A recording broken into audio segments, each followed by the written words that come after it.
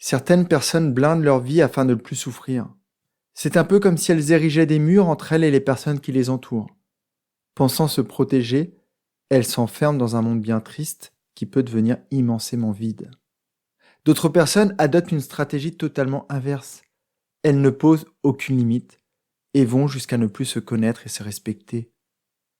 Et si la solution était de trouver le juste milieu entre tout laisser ouvert et tout fermer? Cette semaine, c'est Aurélie qui va m'aider à te proposer des idées pour faire un pas de plus vers cette vie riche, épanouie, équilibrée et pleine de sens. Bienvenue sur Dépasse-toi, je suis Sylvain et la promesse de mon podcast est simple, t'aider à te créer la vie que tu mérites. Quand je ne suis pas devant le micro, j'accompagne les personnes sensibles à se transformer. Et au fil des épisodes, je vais te partager les prises de conscience qu'elles ont eues et qui leur ont permis de s'épanouir.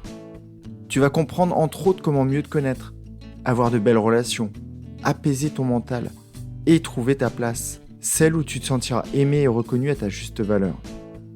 Si tu veux profiter de tout ce que j'ai à t'offrir, abonne-toi à mon courrier privé sur sylvainviens.com. Installe-toi confortablement, je te souhaite une très belle écoute. Merci à Maëva qui a intitulé son avis 5 étoiles sur Apple Podcast, aussi simple qu'efficace. Sylvain, tes podcasts sont comme une bouffée d'air frais et après écoute, ils ont le pouvoir de changer notre perception des choses en un clin d'œil. Ton authenticité, ta capacité d'analyse et ta simplicité sont rassurantes et me font comprendre qu'en adoptant un autre regard, nous pouvons nous façonner une vie plus belle, qui a du sens. Merci d'apaiser mes pensées qui vont à la vitesse d'une fusée. Merci Maëva pour ton très beau retour. Tu peux voir ce podcast comme ta base de lancement.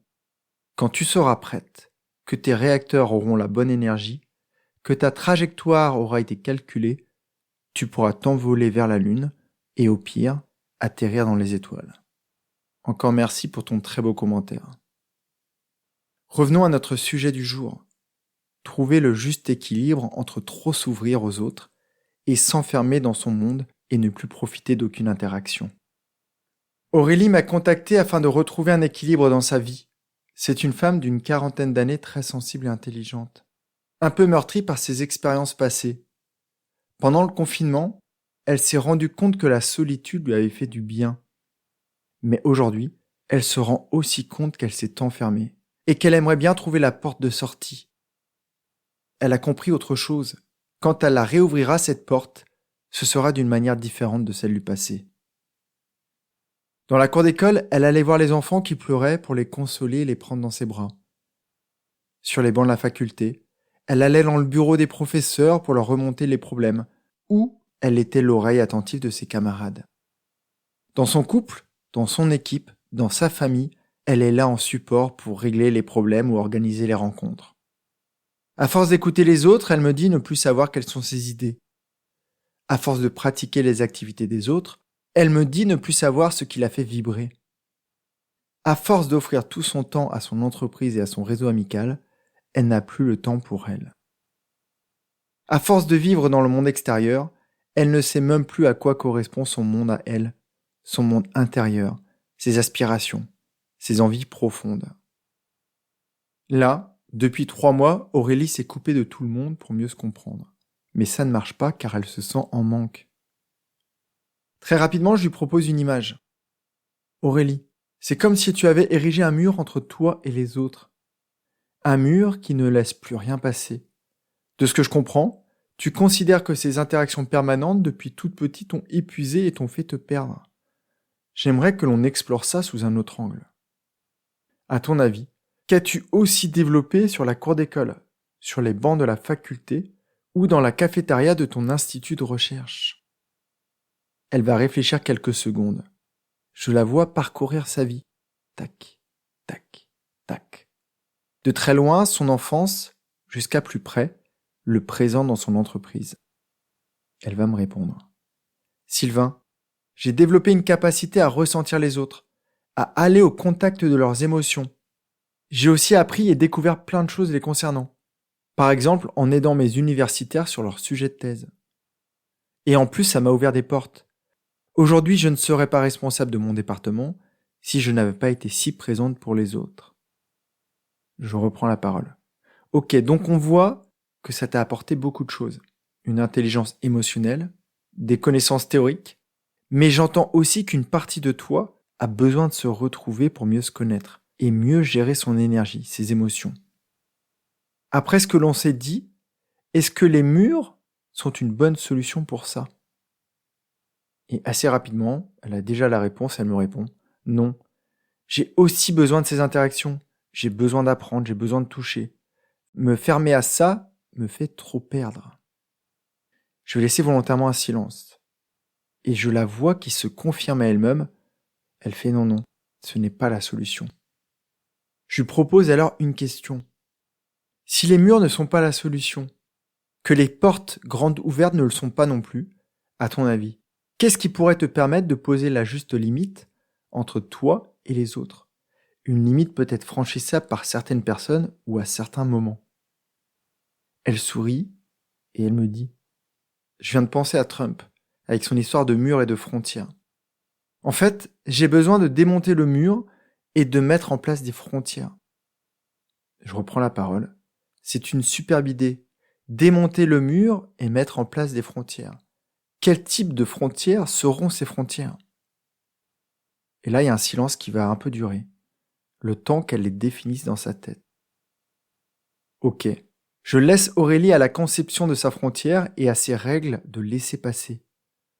Ensemble, on va aussi parler d'émotion et d'empathie. Et on va comprendre d'où vient son besoin d'aider les autres. Elle va aussi se rendre compte qu'elle a pensé à tout le monde sauf à elle.